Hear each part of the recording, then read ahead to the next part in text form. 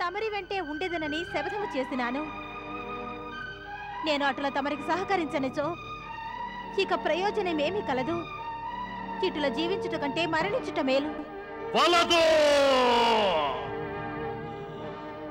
హే అగ్నిదేవా, నేను సత్యమైన మనసుతో నా పతిని పూజించినచో నేను నా పతి స్థానములో ఎన్నడూ పరాయి పురుషుని గురించి యోచించి ఉండని ఎడలా తమరు ప్రత్యక్షమై నా ప్రాణములను స్వీకరించండి.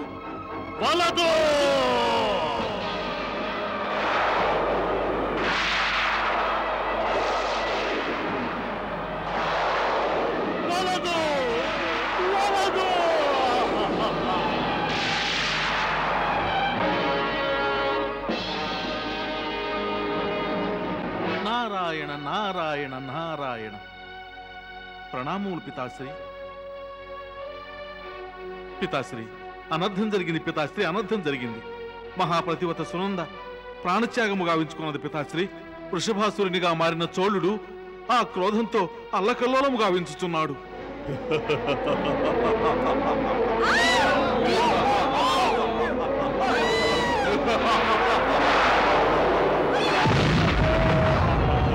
దేవత్స, ఇదంతయు మాత మహాలక్ష్మి యొక్క లీల. నీకు విషదమే కదా. భగవాన్ వెంకటేశ్వరుడు శ్రీనివాసుడు గొల్లవానిగా మారినారు. మాత మహాలక్ష్మి వానిని పరిణయమాడుటకు జన్మించనున్నారు. కావున సునంద వంటి పుణ్య ఆత్మ యొక్క గర్భము నుండి ఉత్పన్నము కానున్నారు. మాతా మహాలక్ష్మి ఆమె గర్భము నుంచి జన్మించదలిచినచో మరి ఈ జన్మలోనే ఆమెను ఎందుకు మాతగా స్వీకరించలేదు? ఎందుకంటే ఆమె పునీత ఆత్మ అయినది. కాని ఆమె నాథుడు మహారాజు చోళుడు మహారాణి సునంద యొక్క జన్మజన్మల పతి. ఈ జన్మలో భయంకర అపరాధము కావించినారు. ఈ కారణము చేత వారు రాక్షసునిగా మారినారు. కావున సమస్య ఏమిటంటే మహాలక్ష్మి సునంద యొక్క పుత్రిక కాగలరు, కాని ఒక రాక్షసుని పుత్రిక కాలేరు. నారాయణ నారాయణ నారాయణ. పితాశ్రీ, ఇప్పుడు మాకు చక్కగా విషదమైంది.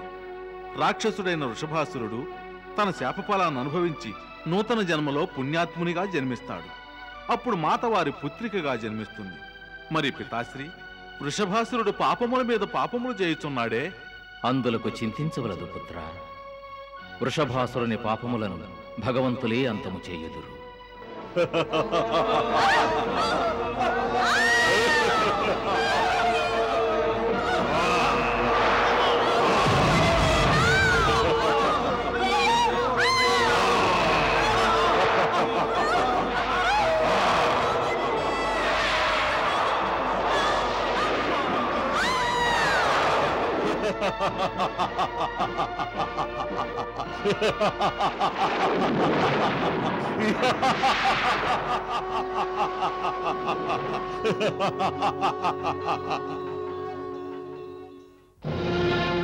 ఎవరు నీవు? ఇచ్చడేమి చేయుచున్నావు? తెలియదో నీకు ఈ సమస్త ప్రదేశము మాదని? అజ్ఞాని, నీకే తెలియదు ఈ సమస్త పృథ్వీ మాది. ఓరి రాక్షసుడా, ఈ వెంకటాచలం వేరెవ్వరిది కాదు, భగవంతుని నివాస స్థానం. భగవంతుడా!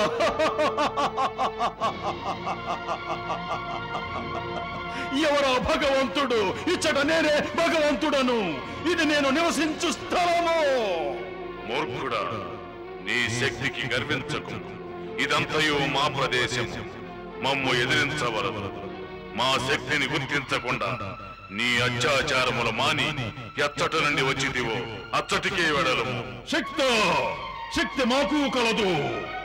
నేను నీ శక్తిని పరీక్షించదను, లేక నీవు నన్ను పరీక్షించదవు, వీక్షించదము. ఈ పృథ్వీపై జరుగుతున్న అత్యాచారములను అణచివేయుటకే వచ్చినాము. మేము ఎచ్చట ఎటువంటి అత్యాచారములు అనాచారములు జరుగునివ్వము.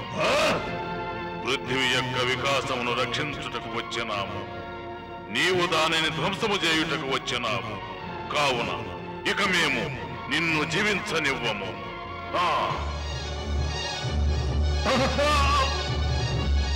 మా శక్తిని వీక్షించు.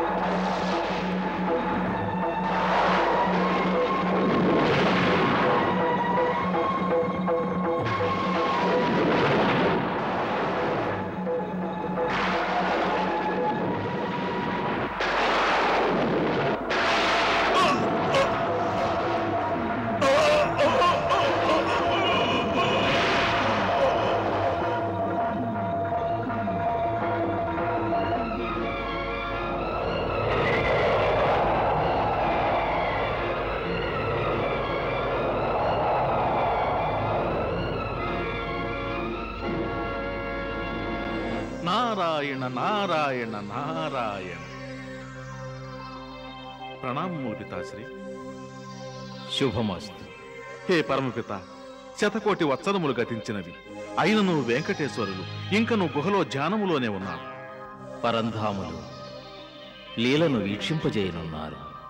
పరంధాముల లీలను వీక్షించాలని ఎంతో ఉత్సాహముగా ఉన్నాను.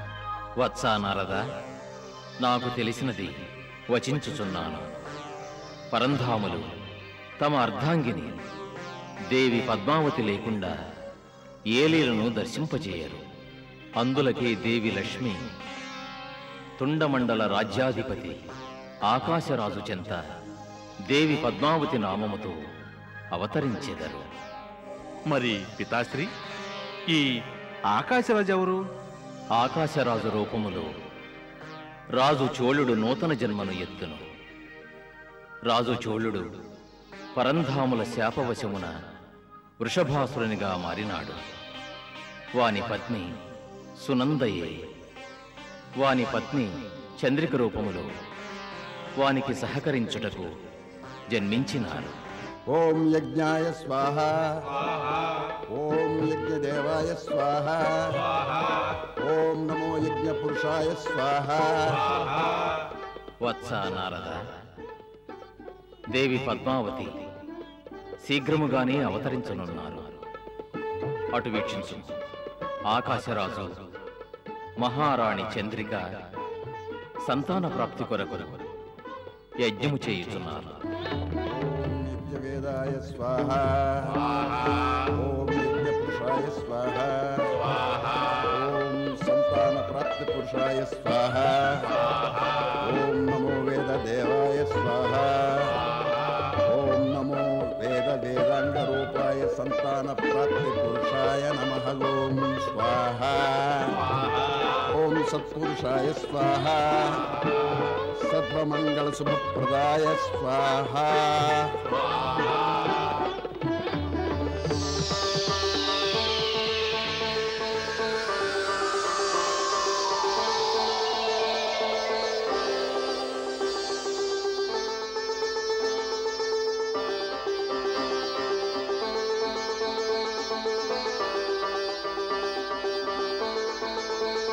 యజ్ఞపురుష, మేము తమను దర్శించి ధన్యులమైతిమి.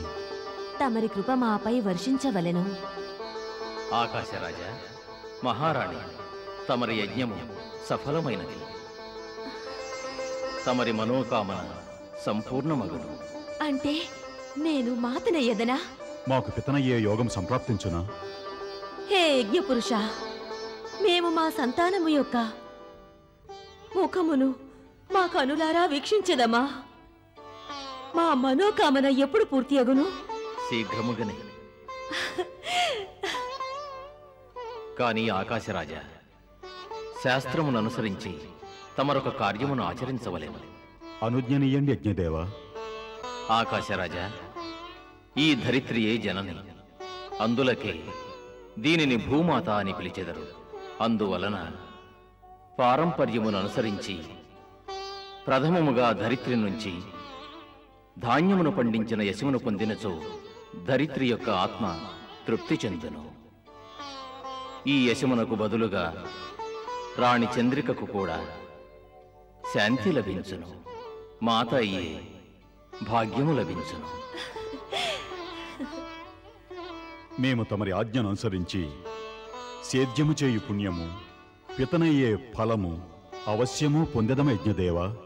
మేము ధన్యులమైతిమి యజ్ఞదేవా, ధన్యులమైతిమి. మీకు శుభము కలుగుగాక.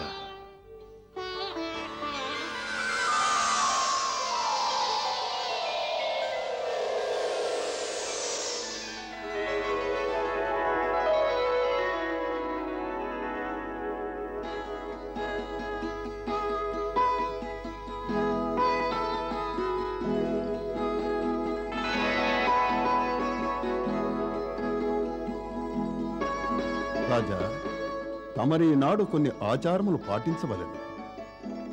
ఈ శుభకార్యము ఆరంభించుటకు ముందు తమరు నాగలితో సేద్యము చేయవలెను. అవశ్యమే పురవర్య.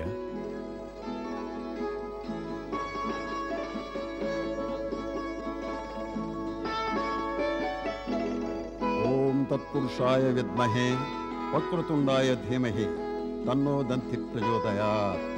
ఓం గం గణేశాయ నమః. ఓం సర్వేషాం సుఖినో భవంతు, ఇష్టకామ్యార్థ ఫలసిద్ధిరస్తు, సర్వదా విజయోస్తు. రాజా, తమరు నాగల్ని చేతపట్టండి. అవశ్యం.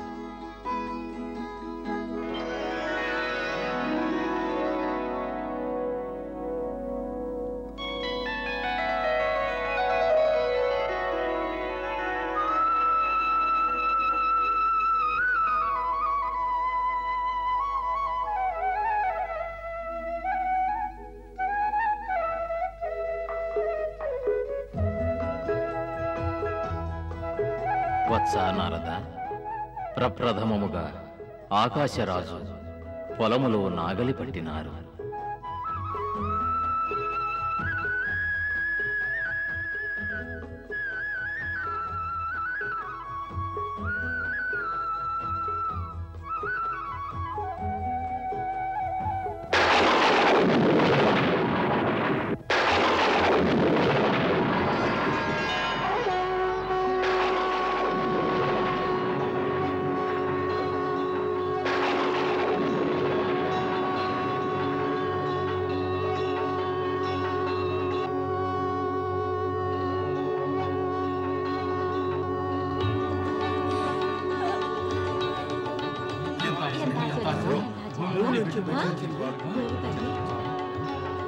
ఏమి ఆశ్చర్యము, బాలిక ప్రత్యక్షమైనది.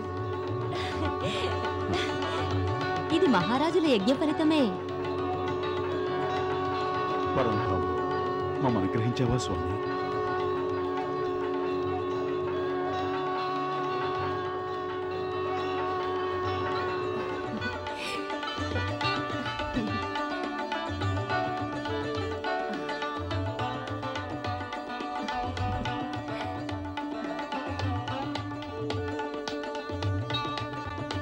నారాయణ నారాయణ నారాయణ.